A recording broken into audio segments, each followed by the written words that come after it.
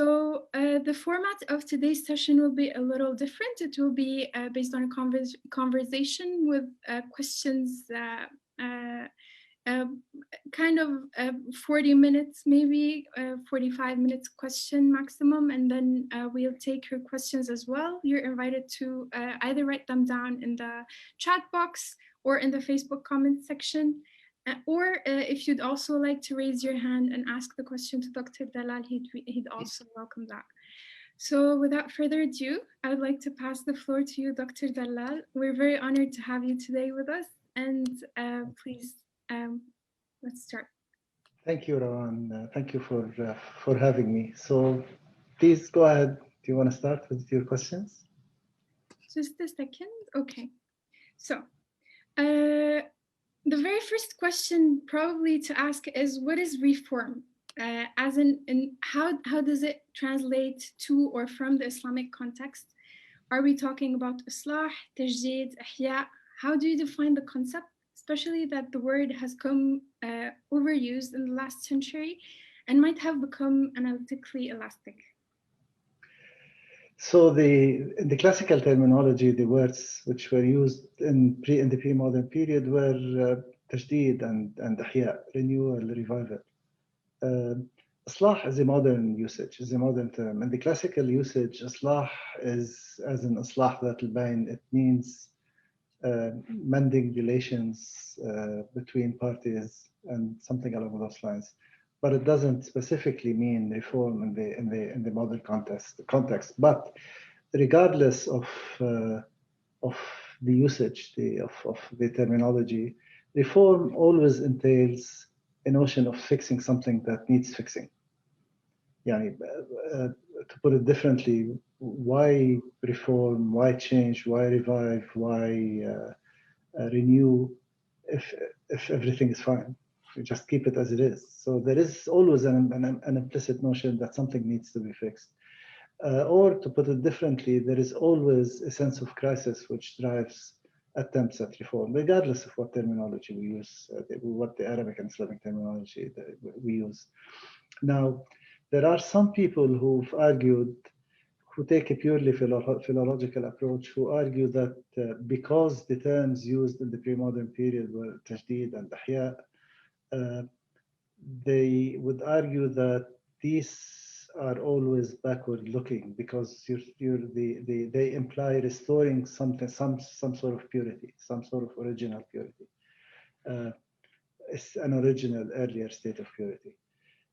However, if one examines the actual historical record, if one goes to what these mujaddideen or what people who were engaged in ihya or tajdeed, actually, the way they articulate their undertakings, revivers, renewers, invariably we get an account of social, political, moral ills, exactly as we do in modern notions of reform. So the reality is, regardless of which term we're using, it really doesn't matter. There is always there is a long tradition of reform. Whether it's under the umbrella of revival or renewal, or whether it's actually under the umbrella of restructuring, rethinking, as the term reform implies. Thank you. So tonight we want to really have this journey starting with the 18th century until the current moment, in order to understand the story behind all of this drive to reform. And the legacy of it. Could you please give us an overview of the reform movement during the 18th century and the century that followed? What were the main elements of innovation in that movement? What were the main characteristics of that trend, and who are its main figures?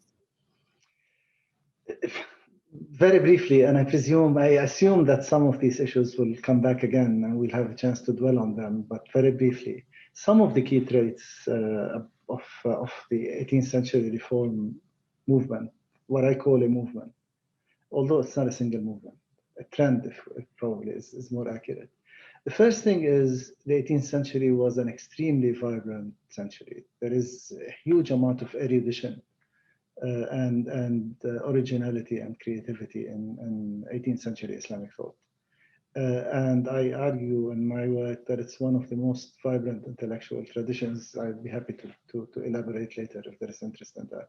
It's one of the, I argue that it's, even compared to the classical period, to what is considered the classical period, I think it's one of the most vibrant intellectual periods in Islamic history.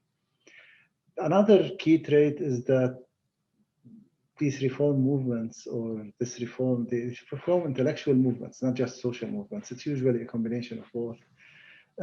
They're all over the Muslim world, not just in what we today consider to be the center. In other words, not just in Anatolia and Egypt, but in fact, in what we today tend to consider the periphery. It's in Yemen, it's in West Africa, it's in India, it's all over the Muslim world, also in Syria and other places. The third key character of Islamic reform in the 18th century is, again, this is counterintuitive in a way, is the regional character of these of the various reform movements and trends. It's not a unified movement. There have been, there are people who've argued that there is a universal network of scholars and it's uniform, sort of family resemblance and so on and so forth.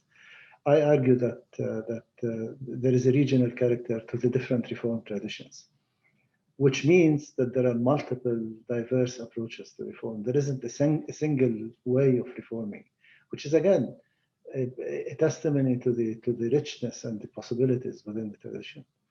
So what you find in India is significantly different from what you find in Yemen or what you find in sub-Saharan Africa and the Sanusi movement. There are commonalities, no doubt, but there are also many, many differences and regional characters. Regional as in regional intellectual traditions that inform the research, the reform projects throughout the Muslim world. Another trait is there is almost invariably, there is again, in the examples that I studied, and I in no way exhausted the whole Muslim world. There's so much in the Muslim world. I focused on the key figures, there is invariably a combination of a practical social dimension to the reform, along with an intellectual, translated into an intellectual reform project. So there is a combination of the social and the intellectual. It's not just practical movements. When people talk today about modern Islamic thought and modern Islamic activism, there is an implicit assumption that these movements are socially interesting, but they're impoverished intellectually. There is nothing interesting about them. This is certainly a notion that is applied to modern Islamic movements, and I think it's wrong, but it's certainly applicable to the 18th century. The reality is in the 18th century, and the examples that I'm sure there are instances of intellectual reform which is not paralleled in a social movement. And there are other instances, there are for sure, for certain, there are instances of social movements driven by Islamic ideology and worldview, which do not have a very strong, deep intellectual component. But in the major cases that I study in the 18th century, there is always a combination of very strong, very influential, very effective social movement, coupled with a very, very compelling intellectual drive. This is another trait of the 18th century. So, in other words, there is a concern with mundane regional problems and how to solve them. But there are solutions which are proposed in the world of knowledge and knowledge, and intellectual solutions in the world of knowledge. Another trait, again, this is quite different from the way we usually think of the 18th century, the way scholarship has portrayed the 18th century, and not just Western Orientalist scholarship, but also scholarship in the Muslim world. There is a lot of tolerance in 18th century Islamic thought. Again, contrary to common stereotypes and assumptions, there is a dominant anti-takfir trend in the 18th century, which speaks very, very clearly and bluntly and directly against takfir.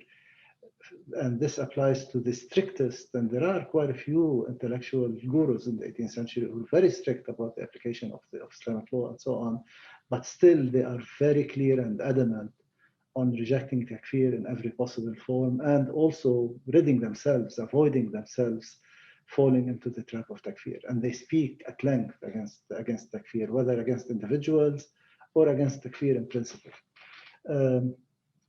Another major trait of the 18th century, and I could spend lots of time on each of these, but I'm just answering your question. Another major trait is the deliberate, self-conscious drive to expand the realm of independent thinking, of ijtihad, different gradations of ijtihad for oneself, not ijtihad as in issuing rulings and fatwa for other Muslims, but exercising ijtihad and making one's own choices.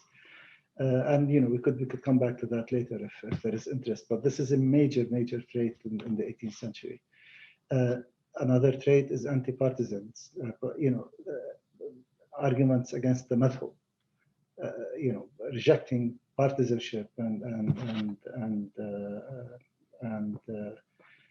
in all forms, arguments against madhabs.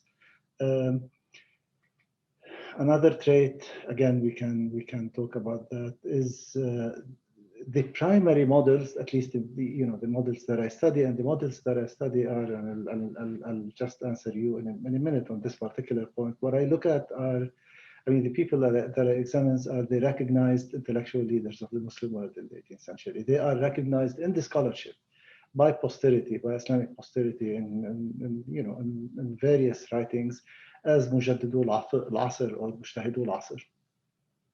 So I'm not looking at exceptions. I'm not looking at eccentric cases. We're looking at the mainstream, and we're looking at the figures who are recognized as these people. These major figures are not, their reform activities are not driven by the intellectual encounter with Europe, either in reaction to Europe. It's not that they were not aware of a threat, of a military threat, material threat from, but it doesn't translate into a notion of an existential intellectual threat to the Muslim world, which is posed by Europe. And therefore, their reform activities are not driven by attempting to respond to this intellectual. They're driven by their local traditions, by the local issues, and by a local sense of crisis. These are some of the key traits of 18th century Islam.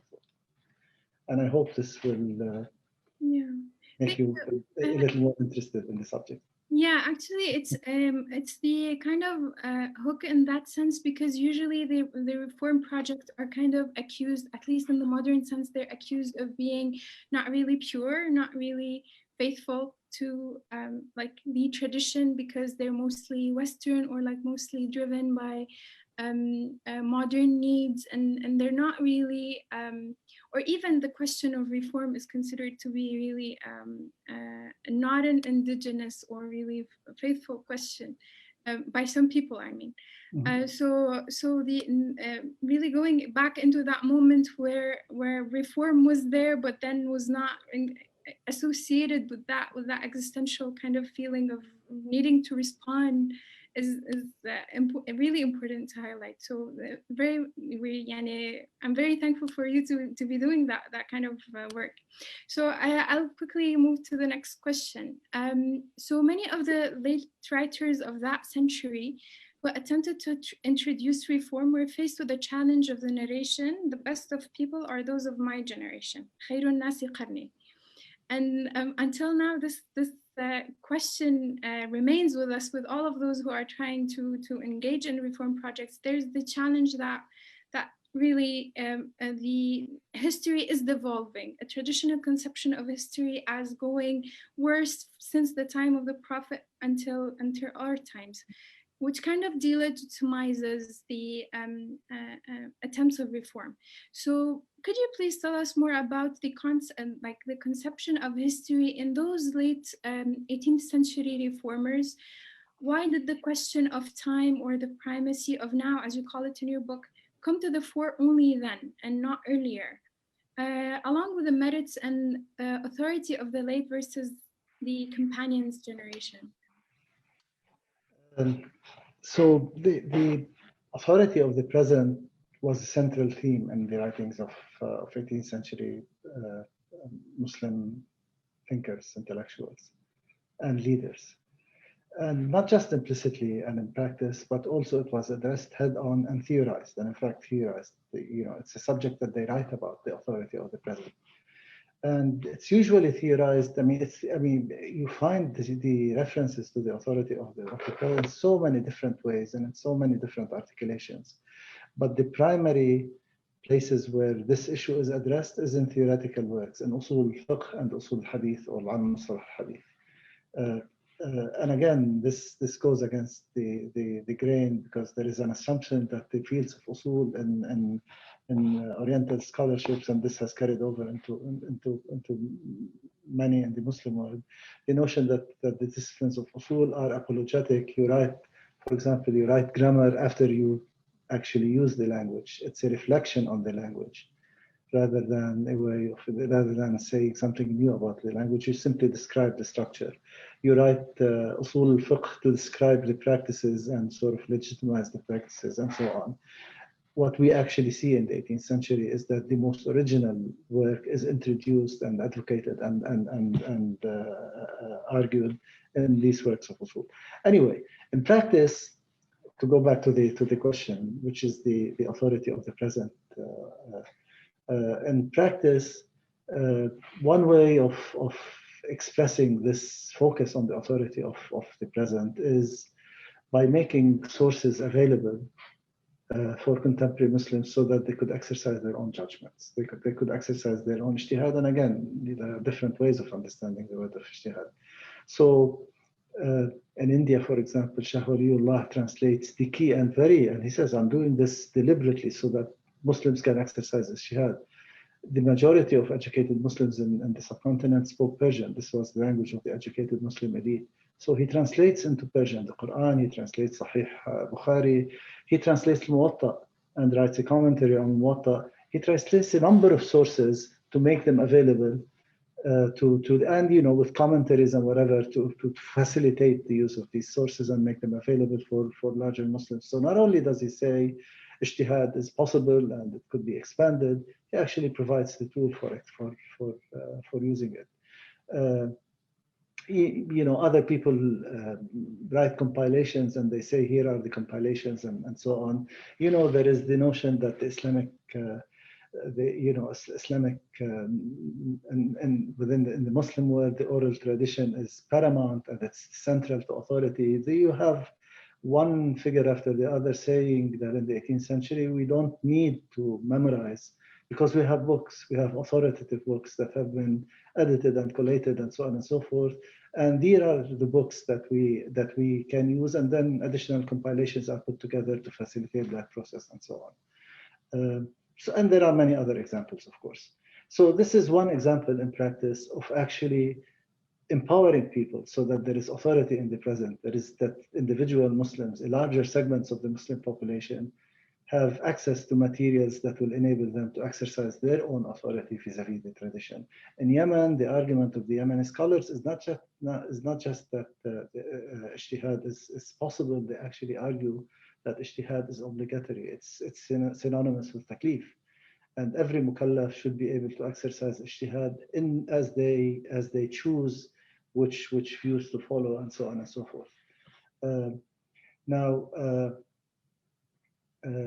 So making the argument and providing the tools that ijtihad is not only easy and possible, but in some cases it's obligatory, as I said. Now, these are examples at the practical level. There are many other examples, of course. And by the way, I mentioned earlier that there is a regional character. They actually, in India, the focus is on some classics, but also on the works that were generated within the traditions of the subcontinent, within the Muslim traditions and scholarship of the subcontinent. The same is done in Yemen. They rely heavily on local works, which people are familiar with. And they say this is not because they are more authoritative than other works, but this is because they are accessible to us within our tradition. These are the works that we know. They bring to the attention of their fellow Muslims within their different regions other works which are essential, which are also commonly used, but they also highlight and emphasize the local tradition, not because they have more authority, but because of their accessibility. Now, at the theoretical level, one of the key themes that is discussed across in different places is the authority of earlier generations of Muslims, خير القرون قرني. Especially, of course, the companions, the Sahaba. Also, the authority, by the way, of Sahih Muslim and Sahih Bukhari, which after the Quran are considered to be the most authoritative sources and reliable sources for the derivation of Islamic law, as you all know, I'm sure. There is a persistent, and you find it in many places. Again, I'm not selecting things. I'm not trying to find examples. I mean, these are the predominant arguments. There is a discourse on the principles on the basis of which we accept the reports of Sahih Muslim and Bukhari, and the meaning of Sharaf al-Sahba, of the virtue of the companions compared to the virtues of later generations of Muslims. What does that mean? So when it comes to Muslim and Bukhari, for example, there is an argument that, I mean, the primary dictum is نحن مخاطبون بأفهامنا لا بأفهامهم.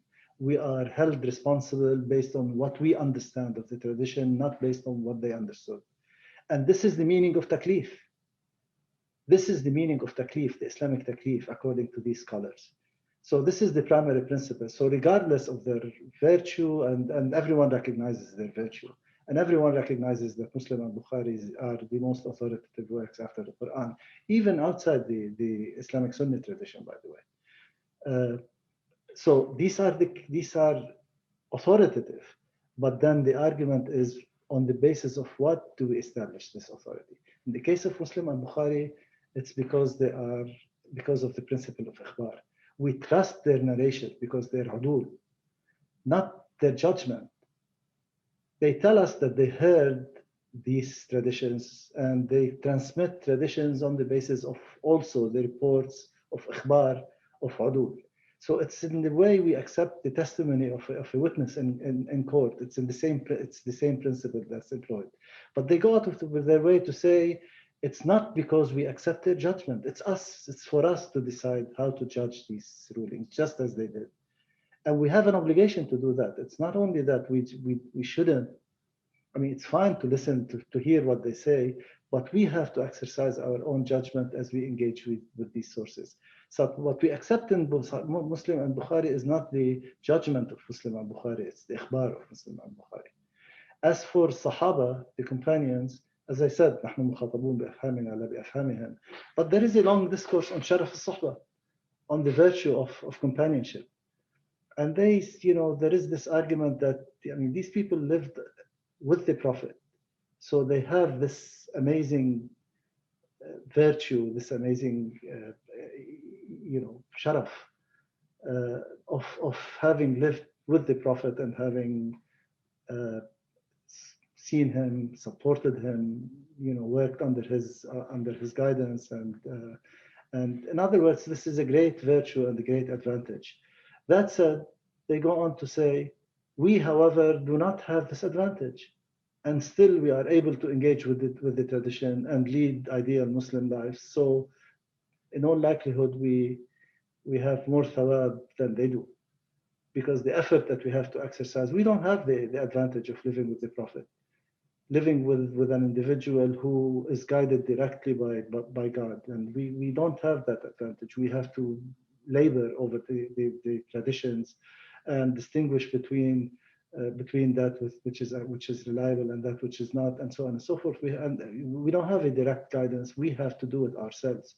So that's much more laborious. And then, of course, another prime example is the famous work by Shawkani, which is called Badr Tala بمحاسن من بعد القرن السابع. So they don't only elaborate on the virtue of the later generation, emphasize the fact that we have to use our judgment. We're not bound by their earlier judgment. And this is true not only of Sahih Muslim, of Muslim and Bukhari, this is also true of the companions.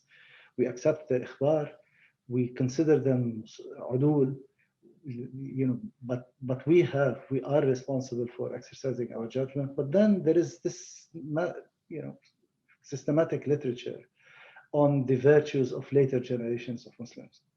In other words, they talk about it in theory, they compile biographies of later generations of Muslims to underscore that there is as much achievement amongst later generations of Muslims as there is in earlier generations. So again, it's in practice, it's theorized, and it's manifested in so many different ways. So as I've mentioned earlier, we were told that after the classical era in the 11th century, the doors of ijtihad were closed, and that nothing much was happening on the intellectual level until the encounter with the Europeans, after which the reform movement started. The implications of this narrative were that any ijtihad is necessarily exotic and unfaithful to the tradition, and more modernist or European than legitimately Islamic. And this has stifled the intellectual vitality of the tradition in the dichotomy of tradition versus modernity, or asala versus mu'asara. However, many new scholarly works are challenging this narrative and complicating this dichotomy, and amongst which is your book, Yani. So what are the implications of your book and the emerging new narratives, whether in the works of Frank Greffel about the post-classical era? How does it change our understanding of the relationship between Islamic and Western thought? And are there any other political implications that are? Yes, I mean, there is a, in Orientalist scholarship on Islam, and again, Orientalist scholarship is not just in the Western world. It's it's a system of scholarship which is pervasive in so many different places. There is an idealization of the classical period, and the classical period ends sometime in the 11th century. Some people push it a little bit more till 12th or 13th, and so on. But there is a notion that there is a classical period, and after that, everything becomes of a lower caliber and starts declining. Now, there is and this is true, by the way, of assessments of anything past Ghazali. Ghazali is quite often considered, at least in the earlier works, considered to be the beginning of decline because of his critique of al-falasifa. So, of course, the model is Greek philosophy, and anyone who criticizes Greek philosophy for very compelling reasons, by the way. I mean, he criticized the logic of Greek philosophy, and it's very compelling critique of that philosophy. But anyway, this is the assumption is that's the beginning of decline. That's not historical, by the way, because when you examine the historical record, the golden age of the sciences, as I argue in my earlier work, and as many other people have argued, many other historians of science who know what they talk about when they talk about the science, the golden age is the 13th, 14th, 15th century, not 11th century, as this argument goes. Now, so this notion this problematic notion applies, for anything post-classical, and it's very entrenched in Orientalist scholarship. However, the 18th century the assessments of the 18th century are qualitatively different. The 18th century is considered, following the famous book by Gibbon Bowen, on the 18th century, it's considered the epitome of stagnation and decline in Muslim intellectual life and otherwise. And there has been some attempt, but not very successful, some attempts to question that paradigm, but they really didn't go far. So the 18th century is considered to be the height of decline, or the bottom of decline in the Muslim world, much more so than, everyone would recognize that there is some intellectual activity and there are ups and downs after the classical period, but presumably nothing in the 18th century. And as I said at the beginning, at the outset, I argue And I think there is compelling evidence to corroborate this argument that the 18th century is one of the most vital and vibrant intellectual periods in Islamic history.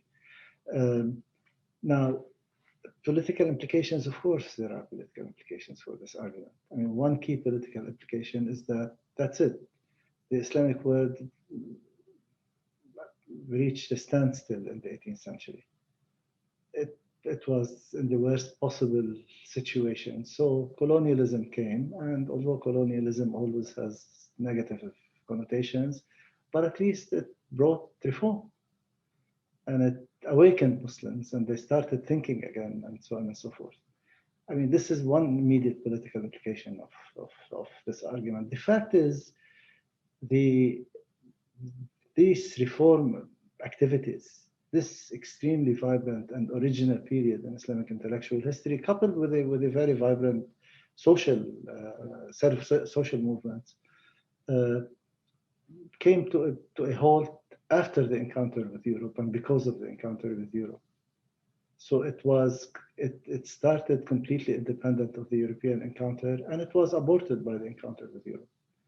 And this is the reality. Now, something else happens towards the end of the 19th century and into the beginnings of the 20th century. A different kind of reform period starts, and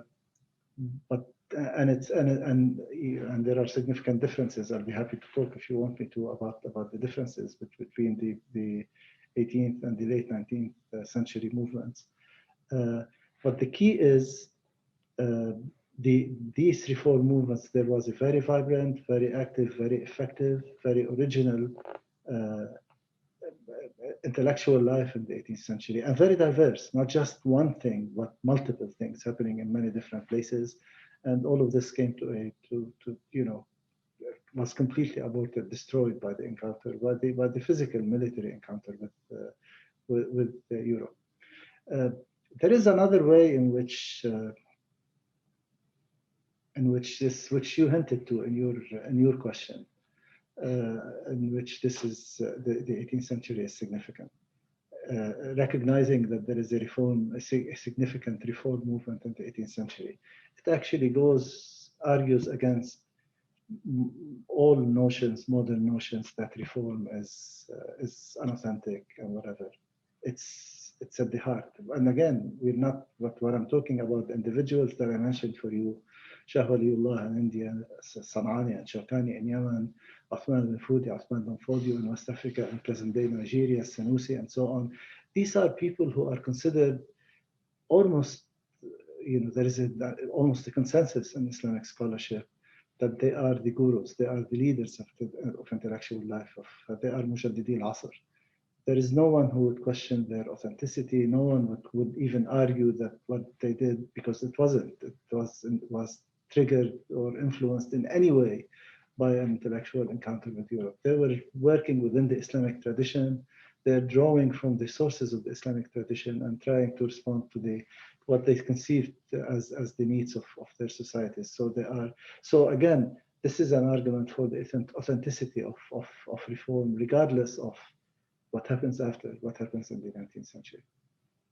I'm not trying to say that late 19th century and early 20th century is unauthentic. I think that's also not fair, but it's a very different undertaking. Indeed, brilliant. I hope I get the chance to ask many of the questions that came to mind while you were speaking.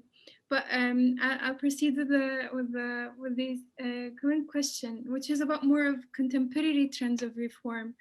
If we're going to go back to the moment right now. So many of the contemporary trends of reform seem to also focus their efforts on the sciences of usul al-fiqh and usul al-hadith. However, some of them are more radical in their challenge to the existing usul sciences. And there seems to be more of an ethics or maqasid-oriented stream of reform. So I would like to ask you in specific about the Maqasid project and what are the merits, what are its merits, and can any of them pick up really, in your opinion? I mean, this is a huge subject. I'll attempt a partial answer probably. I mean, first of all, the way maqasid, the principle, the concept of maqasid is deployed in the modern period is different from the way it was deployed in the pre-modern period, in the classical period, by the people who theorized this subject of maqasid. So there is to start with a difference. There is a dichotomy.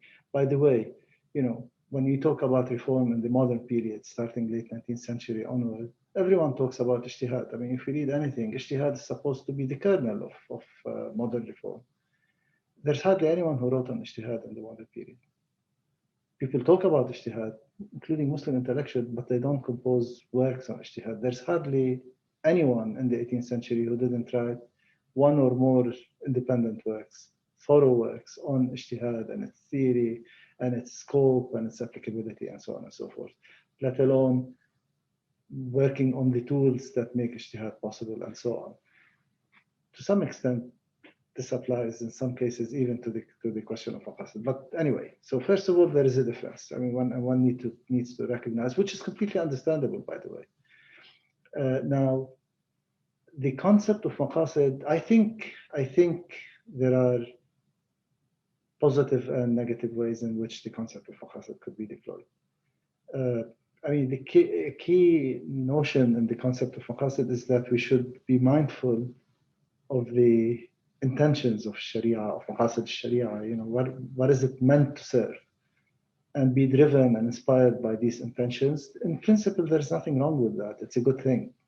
I think the problem is the potential problem in the deployment of this concept is if one asserts some maqasid and then moves on to assert that one could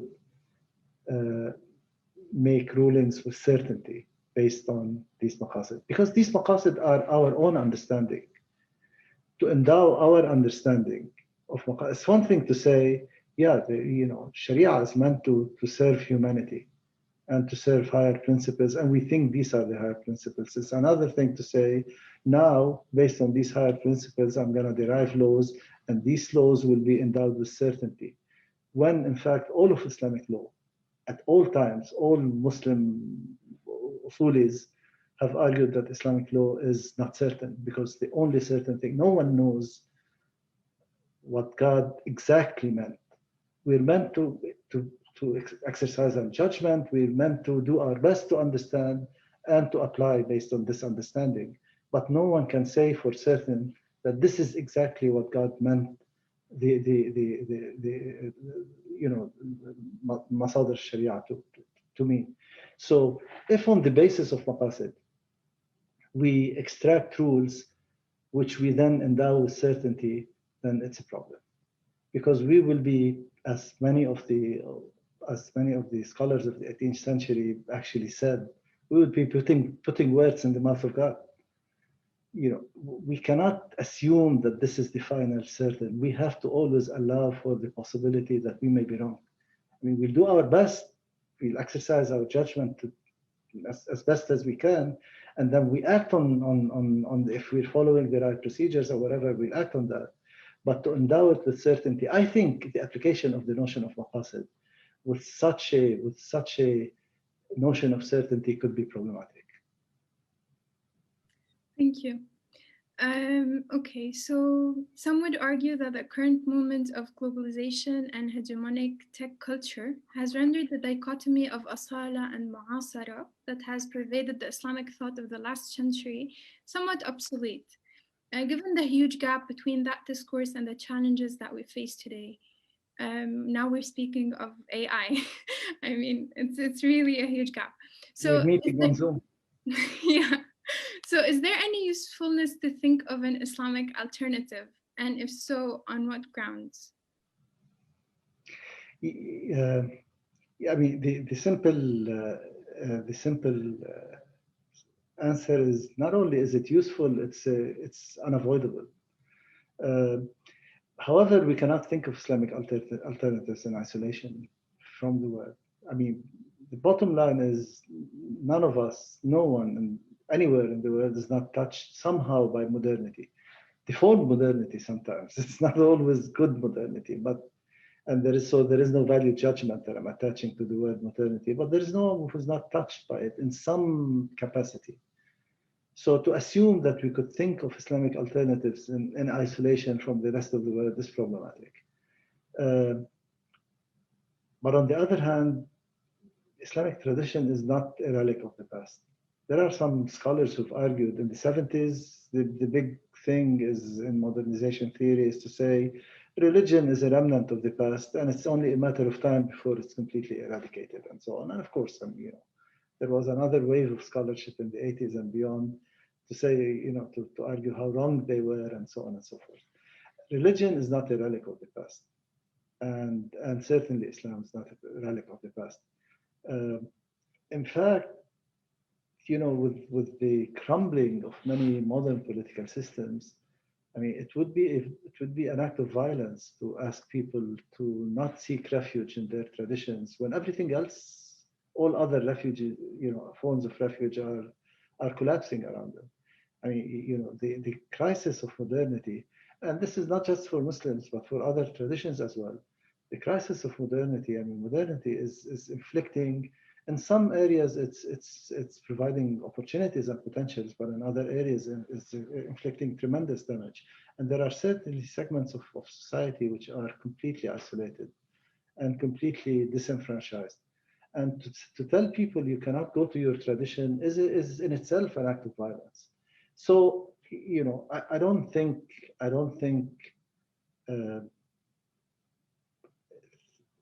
thinking of an Islamic tradition is an option. It's there. It's a fact of life, and people will resort to it, and they have every right to resort to it. It's part of our realities. It's not a relic of the past, but it's not in isolation. We live in an interconnected world, and it's interconnected in so many different complex ways. So to think of Islam in isolation, I think, would be problematic. There is I think, if I may elaborate some more and go beyond, I think what is needed to step back now and think within the Islamic tradition, I think what is needed is we as Muslims, we have to find ways of writing ourselves into a larger human narrative. We have to, not everyone, I mean, we cannot just talk about our tradition in a language that we understand and no one else relates to and understands. We have to address common human problems, and from our perspective. And we have to not only to justify our existence or explain ourselves. I mean, Muslims are always on the news. We are the biggest troublemakers or whatever. But we should be part of that narrative, not just as the source of problems that the rest of the world has to solve, but we should also write ourselves into a larger humanitarian narrative and provide solutions, contribute to providing solutions to the current dilemmas and problems and crises that the world is facing. So again, I don't think the question is accurate. Religion, whether it's Islam or other religious traditions, are not going to disappear. They are part of the reality, and for good reason. It's not just because people are reactionary and regressive, they still think in religious terms. I mean, people actually seek refuge in these religious traditions because in many, many cases, nothing has provided alternatives to them. I mean, this remains, a central part of our human existence. So,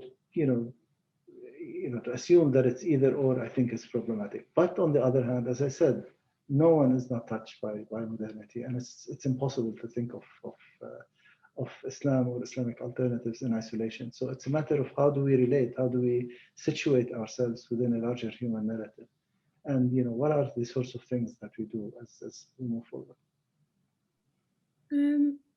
Based on your answer, what are the main challenges that you think, or like facing Islamic intellectual thought at the moment?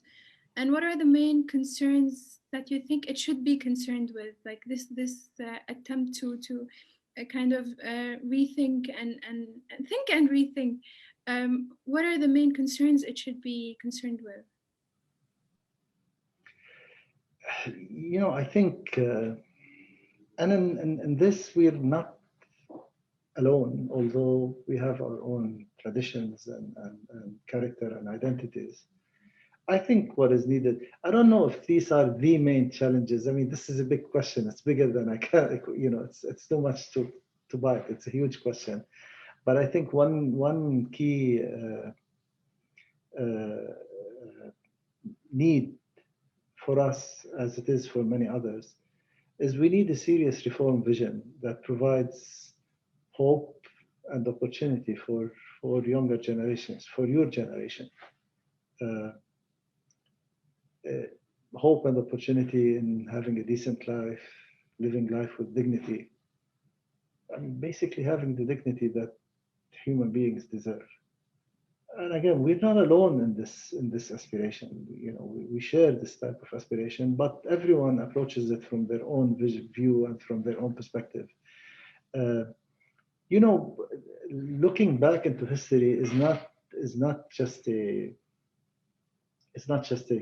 you know, an idle curiosity. It's not just because there are examples that we can be proud of.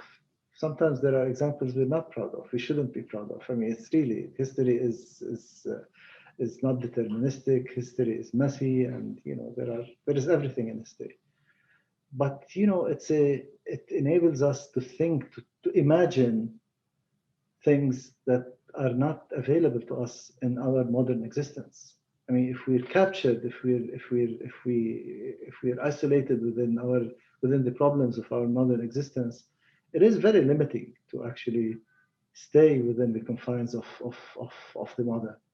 Going back to history is not just to understand, to depack it, to unpack history, to understand the past that brought us to this point, but also to try to imagine solutions that they may not be in their specific details applicable in the modern, in modern reality, but it makes you think, it gives you the ability to imagine alternatives in ways that you won't if you're only thinking in the context of modernity. But I think, what we need is a serious reform vision. And people have been working on it. I mean, people have been able, but so far it really, so far there is still more to do, unfortunately.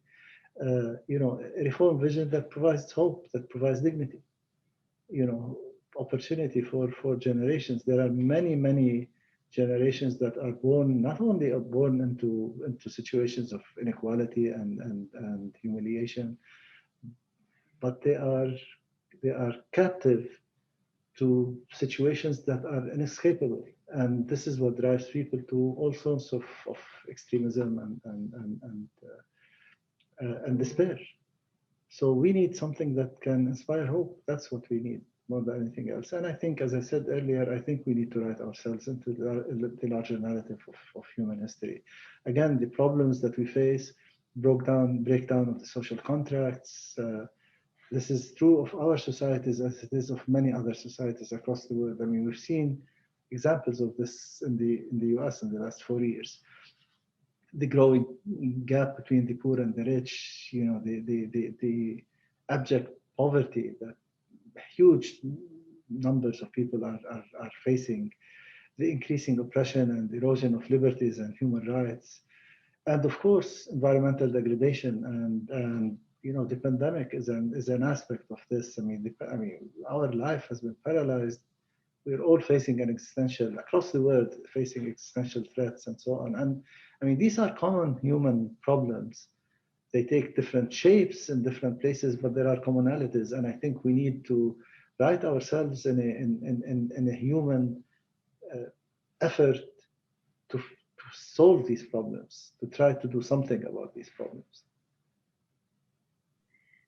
Thank you very much. And on that note, I'll move to see if any in the audience would have any question they'd like to ask you, Doctor.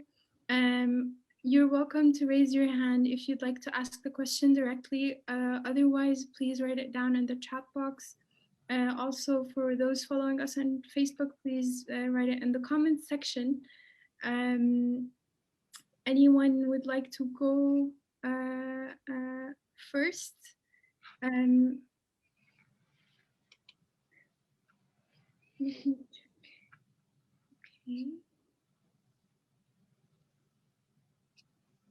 Okay, so perhaps I'll ask you a question that was lingering in my mind.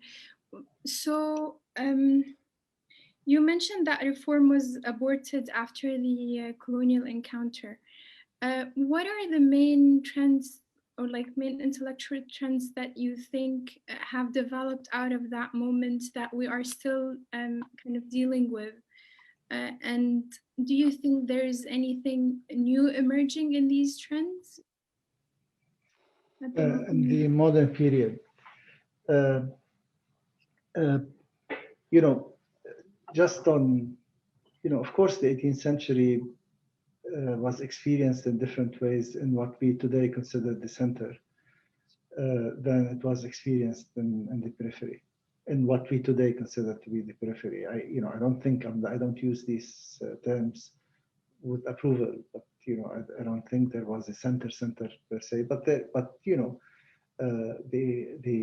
Ottoman center in Anatolia and Egypt were both dealing directly with adjacent immediate threat from Europe, from European powers. In the case of the Ottoman Empire, there was attempt after attempt to actually occupy and control the Ottoman center. In the case of Egypt, Egypt itself was occupied and transformed following this occupation. In very, very radical way. I mean, the streets, the urban landscape was reorganized. The education system, the system through which elites were produced was radically transformed. Of course, the political system was transformed, you name it, the way the army was organized and so on and so forth. So in the case of both Turkey and Ottoman Turkey and Egypt, they clearly were primarily concerned with warding off this immediate threat, this very, very tangible existential immediate threat from the Europeans, and they were sort of focused on that. The advantage of being further away in what we consider today the periphery from the center is that people didn't have to obsess over the Europeans. They could think about they could engage with their tradition, they could improvise, they could creatively draw on the tradition and think about it systematically and so on without the immediate, present threat from Europe. Now, what happens towards the end of the 19th century, everyone is focused on Europe. Reform in the second half of the 19th century onwards, regardless of what form it takes, movements are, all Muslims were responding to the European challenge. Call it threat, call it challenge. Some people responded by capitulating fully. They thought there is nothing we can do, we have to play along.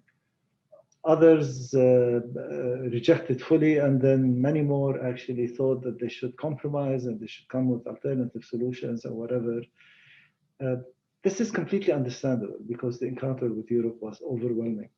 It makes perfect sense that, when you encounter a force that takes over your whole existence and transforms everything as you know it, it only makes sense that you're obsessed with it, that you're fixated on it, that you're trying to respond to it. And again, the response covers the whole range from complete capitulation to complete rejection to anything in between. But that's exactly why many people actually, although it's understandable, but that's exactly why many people were, didn't think that these reactions were authentic. Even the rejection wasn't authentic, because the rejection is a form of fixation, and it's an accident of history. It's completely understandable. I mean, I wouldn't know how else. And as I said a minute before, today none of us is not touched by modernity. So if you want to be authentic, we have to figure out how to be authentic while at the same time being part of this world in which we live. We have to learn from our tradition. I don't have easy solutions for that. I'm just suggesting beginnings. Hopefully you guys will have the solutions, the final answers. But there is nothing, there is nothing strange about the way Muslim leaders reacted and responded in the, you know, in the late 19th century onwards. Europe became the central issue for Muslims. And it's a question of how do you respond to Europe, but everything was a response to the ever-present reality of Europe and in the life of all Muslims everywhere, including Ottoman Turkey, which was fighting day and night to protect its independence. This is not the case for the 18th century. And what are some of the, you know, I argue quite strongly, some people say, that, you know, the level of erudition in the 18th century is way superior to anything that we see in the late 19th century onwards. I mean, Shawkani wrote 50, 60 books, many multi-volume works. When he wants to criticize something, a point of view, he goes through all of the sources, arguing for this point of view and argue against them one by one. You know, they don't throw slogans. As I mentioned earlier, there is no one in the people that I studied in the 18th century who hadn't written the book, you know, at least one book on ijtihad. The key figures, you know, Afghani didn't write on ijtihad, Abdu didn't write on ijtihad, Rashid Rida didn't write on ijtihad. It's separate, independent, and they are considered to be the, you know, some of the gurus of late 19th century. I'm not criticizing them. It's understandable. They were dealing with, and by the way, Afghani is different from Abdu, is different from Rida. Some people think of them collectively as one school. They're very, very different. They're, you know, and everyone was, you know, has a different take and was engaged. They were close to each other. They respected each other. They were all trying to come up with solutions. They did rightly assess that there is a major transformation in the world they're living, and they experimented with different solutions.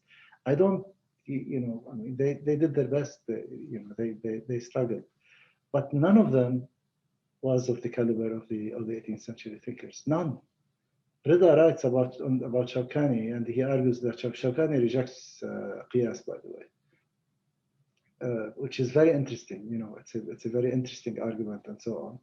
Rida simply says no. I mean, he claims that Shawkani accepted qiyas, because qiyas is supposed to be one way of exercising ijtihad in the modern period without delving into it, without delving into the theory and so on. I mean, he was preoccupied, of course, with other issues.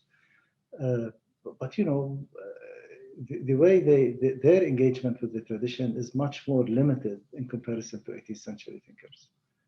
So there is a lower level of erudition, if you will, in the late Reformed traditions. Of course, this doesn't apply into the. I'm not generalizing about the 20th century, but this is primarily because the concerns, the problems that late, you know, modern, you know, the beginning of modern reform from Afghani generations onward, they were occupied with different challenges, and they were trying to deal with these political challenges and social challenges to the very identity of Muslim society, to everything in Muslim societies. So they really didn't have time to pay as much attention to the tradition and deploy it.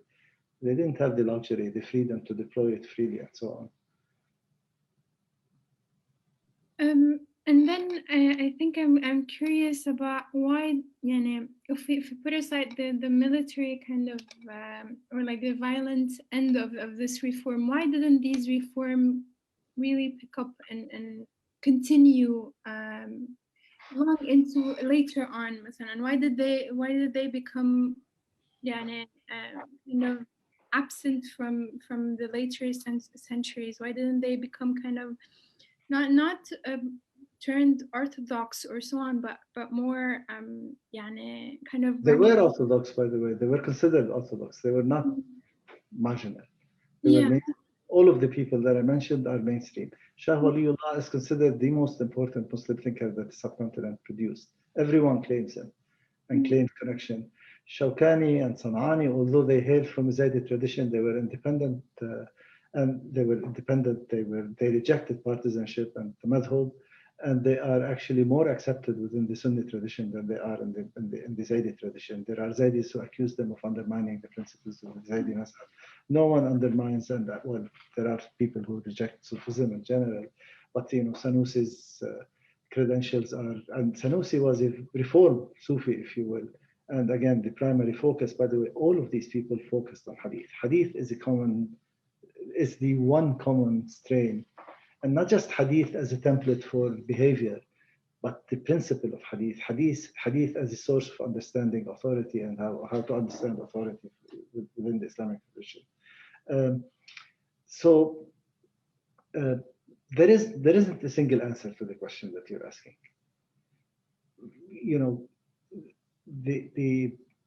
Why did they not succeed? By the way, they succeeded. They succeeded intellectually, and they were successful initially socially as well. But for different accidents of history, they eventually encountered a far more superior, materially superior foe, which is European colonialism. Othman bin Fodio, the most thorough Islamization of West Africa. West Africa, up till the time of Othman bin Fodio, had Muslims, but it had rulers who adopted Islam, but adopted 5-6 other religions. They adopted all of these religions and celebrated the rituals of all of the religions, superficially, of course, of their subjects. So they were animist and Muslim and you name it. Anything that came along, they would adopt it. It's a sign of... and Muslim thinkers like Othman bin Fodio were fine with that, as long as they were able to practice their own religion and maintain their own identity within their limits. But these rulers were no longer satisfied to share authority, to allow Muslims to have their autonomy, and they started encroaching on them and preventing them, which is when this triggered a reaction, and basically the movement that Othman bin Fodio led to the thorough Islamization of West Africa. Until that point, Islam was not present in West Africa in any systematic way. It was present in pockets, and even then, it was practiced in, mixing, as Fodio and others refer to. They mixed Islam with other rituals and so on. The thorough Islamization of that region was because of the movement led by Othman bin Fodio. So, in every sense of the word, socially, it was a very successful movement. And politically, it was a successful movement. I mean, they had precedents and whatever. They were crushed by the British. I mean, the descendants of Othman bin Fodio. It was a local movement focused on local forces. It didn't look outward. It always looked inward. And then British colonialism came, focused on them, and they were crushed in an encounter which was an uneven encounter. And it was uneven not because of superiority. I mean, in a way, it was uneven because of the savageness of colonialism and the extent to which colonialism was willing to deploy violence.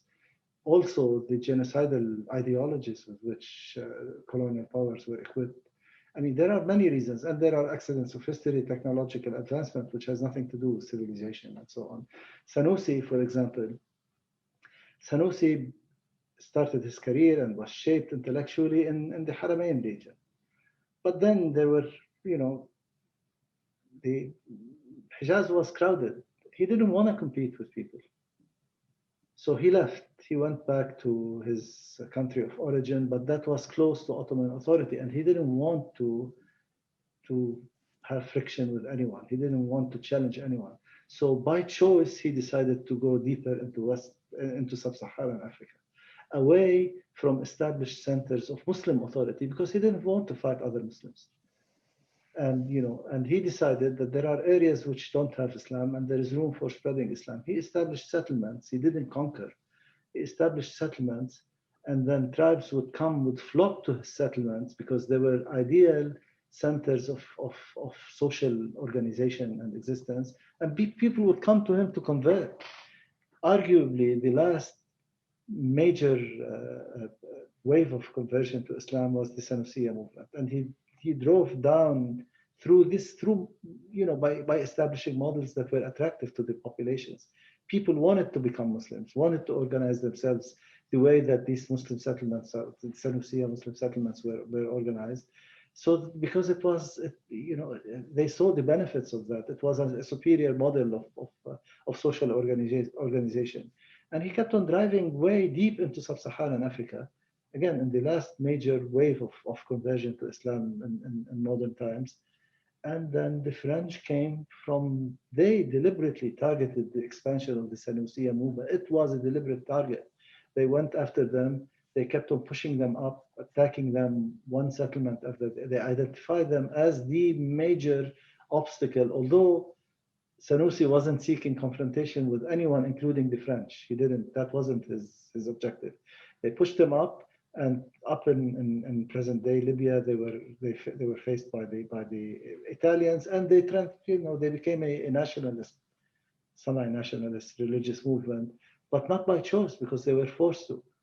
And you could extend this model, into other places. It's a violent encounter with these with colonial powers, with materially superior colonial powers, not civilizationally superior colonial powers, as some people would like to argue. Again, there is no single answer. Different places, it's a different historical trajectory. But there are accidents in history. There are historical accidents, but there is more to it. So consider this. I mean, there are people who always. I mean, the question of decline is a question that always comes up. So why did Muslims eventually, if it's true that all of these interesting things were happening, why did they fail to do anything? They failed because they were facing a power which is, first of all, materially superior.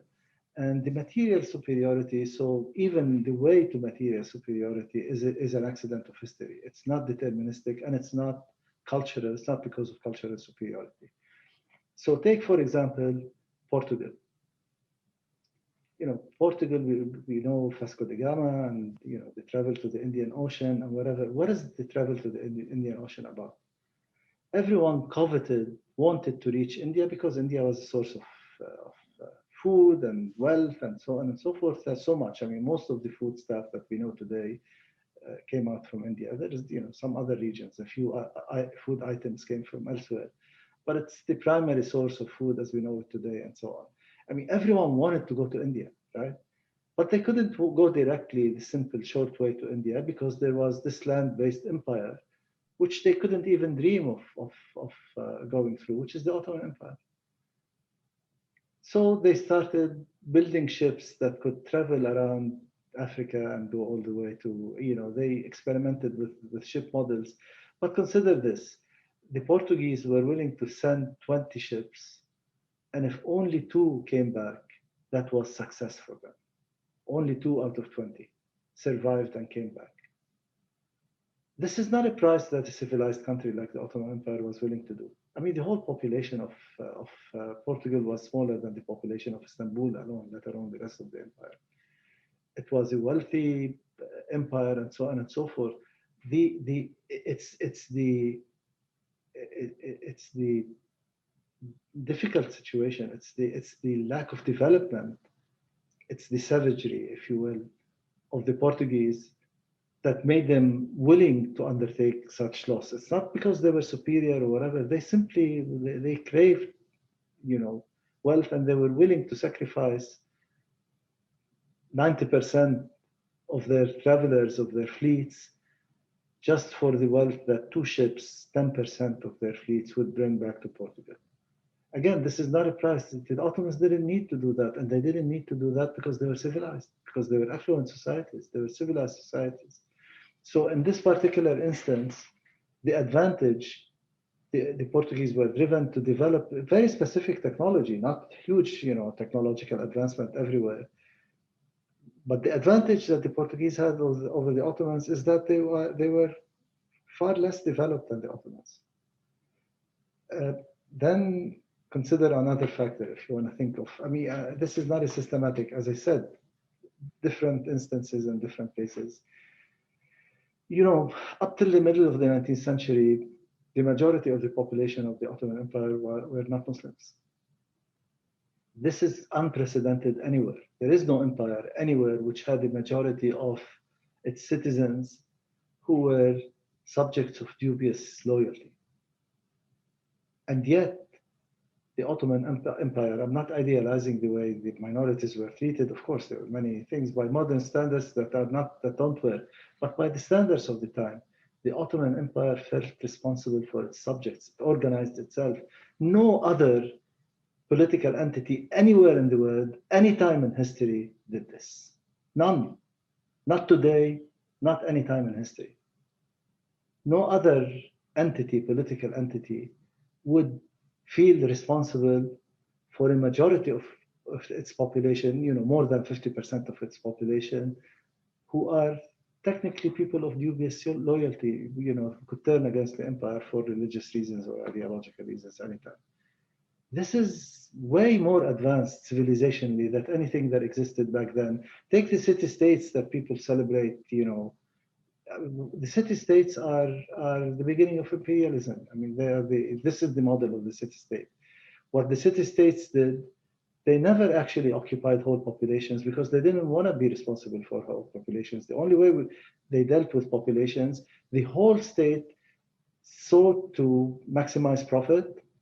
They would establish colonies, and through the colonies subjugate local populations and extract profit from these local populations. This is not how the Ottomans operated. The Ottomans occupied places and provided order and provided for the populations, even if they oppressed them, but they provided for the populations. The city-states, Genoa, the famous celebrated city-states, they didn't care about the local populations. They didn't want the burden of the local populations. They didn't care if they died or lived or survived or anything. They felt no responsibility to the local population. They only treated them as sources of income and in some cases sources of slaves. Again, it's not civilizational superiority. It's accidents of history. It's actually being in some cases equipped with genocidal ideologies that enabled some of these polities to prevail. And then there is, of course, the accidental discovery of the New World.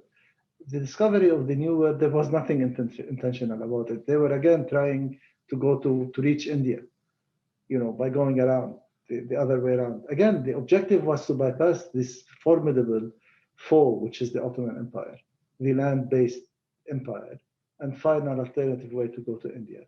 They discovered the new continent by accident, and with all the wealth of the new continent overnight. Over a very short period, the Ottomans went bankrupt because there was new sources of gold and silver that were extracted from the New World. And the subjugation of the New World was partly through the deployment of this genocidal ideology. Again, the Ottomans never treated their subjects. They were, the Ottomans were rough, but they never treated their subjects. They were responsible for the subjects regardless of who they are. Once again, I'm not trying to idealize practices of the past, but there is certainly, if you compare to what's happening, and if you want to understand why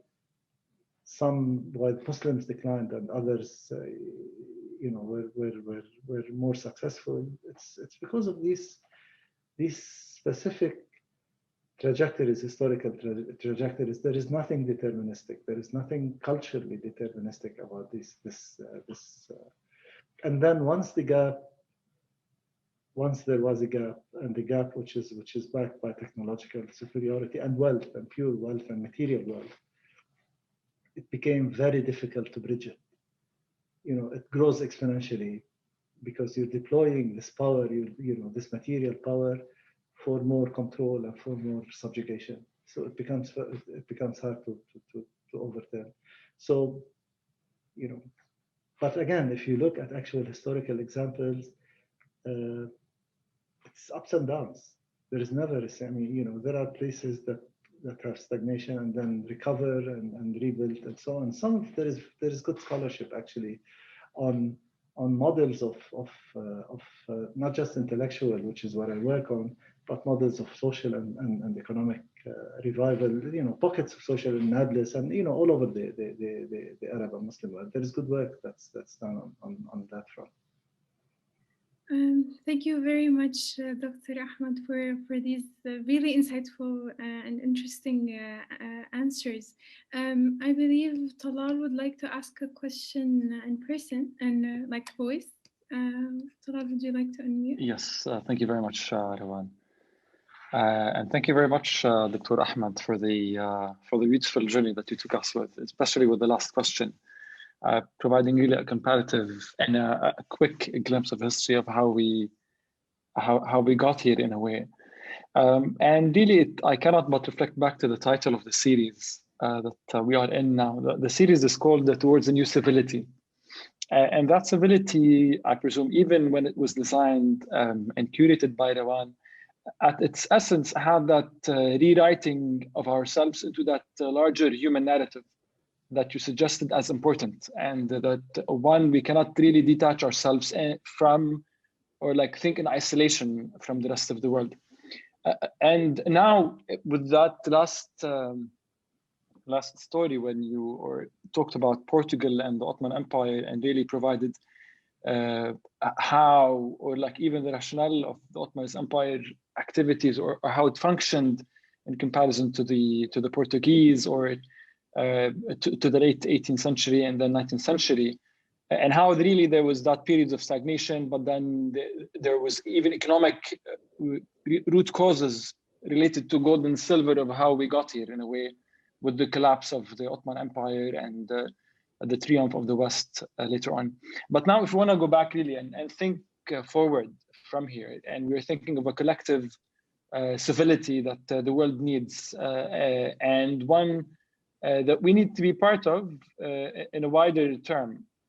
But then how can we reconcile that authenticity, reconcile tradition with modernity that might be somewhat overwhelming? And some might claim really the degree of its dominance on life in general supersedes any intellectual discussion we're having now about reform. So some people talk about reform, talk about tradition, but really when you go outside to the world, the symptoms of modernity, be it the way it's manifested through nationalism, through nation states, through the educational institutions we are learning at, even the one, for example, Georgetown itself, that you yourself educate or teach people there. So even we in the Muslim majority countries on the Islamic world, all around us are manifestations of modernity. But the question of reform seems to be an urgent one to bypass the intellectual discussion into all aspects of life. So I would ask you as a scholar of Islam, but also as a dean of Georgetown, as a dean of a university, what would be the ingredients in your perspective for the next 10, 20, 30 years for people to focus on when it comes to that the reconciliation between tradition of what can be, and at the same time, what is true and authentic? And I don't know if maybe this is kind of a question, but also like thinking out loud with you. But yes, yeah, and it's not an easy. It's not easy to answer your question, Talal, and there is no simple, straightforward answer. And I don't claim to have full answers to these questions. However, I think a few things. I mean, first of all, I think it's fine, and we need to reconcile ourselves to the fact that we are living in a modern world, and we are touched by modernity in a variety of ways, and that's okay. I don't think we have to agonize over that. I mean, we can be Muslims and be part of the modern world. I think the big question that we need to ask, and by the way we engage with tradition, again, there is no straightforward. I mean, much as some people would like to argue that everything is straightforward, engaging with tradition is at every step involves making choices. Tradition doesn't speak to you in a straightforward way and in a simple way, and there is only one answer. There isn't. And we make moral choices as we engage with our traditions. And that's fine, that's okay. And so we are shaped by multiple factors, and there's nothing wrong with that. And we engage in tradition in complex ways, and that's also okay. And we should realize that we're always making choices. We shouldn't always look for the answer. There are problems that we will encounter for which there are no ready-made answers. because they were not faced in the previous, by previous generations. There is no direct answer for them. So we have to exercise our reasoning, and we have to make our moral choices even more important than exercising our reasoning. I think the big question that we need to ask is, the world is facing collectively, we're part of this collective world. Our future is part of this collective future. The world is facing tremendous challenges. So we want to be true to our tradition. Let's ask ourselves, what can we bring to the world from our tradition? How could we, what is it that we have? What value can we add?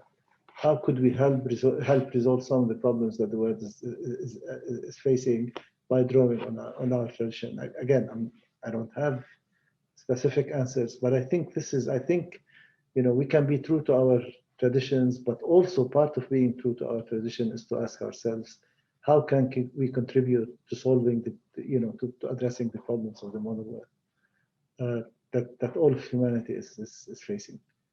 I know that my answer is not exactly an answer. It's just an attitude, if you will.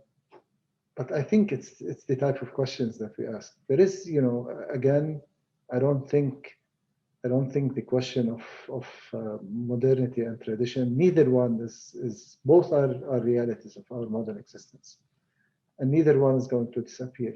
We are touched by modernity, we are influenced by modernity, and there is nothing wrong with that. I mean, our Muslim societies evolved over time in many, many diverse, rich, and fascinating, inspiring ways. There is nothing wrong with civilizational evolution. And then the Islamic tradition, intellectual tradition, kept up with the material developments and spoke to them and addressed them and evolved, and addressed questions, always addressed questions that were not raised before. Could we keep it alive? Could we revive it and keep it alive? And you keep it alive by making it relevant in the world in which we live, making it relevant to the world in which we live. This is the big question, I think, that we need to ask. What can we bring to the table? How does our Islamic legacies and traditions inform the way we behave in the modern world? If there is something that we could do on this front, and I think, and again, it's not a single answer. It's small, it's big. I mean, there isn't one big answer that will solve all problems. It's really it's a way of existing in the world and living in the world and leading a moral life in the world. And I think the first thing is to be at peace with the idea that we're part of a complex world, and that's fine. There's nothing wrong with that. And then ask ourselves, how could our Islamic tradition inform our behavior, and how could it actually be helpful in the world in which we live?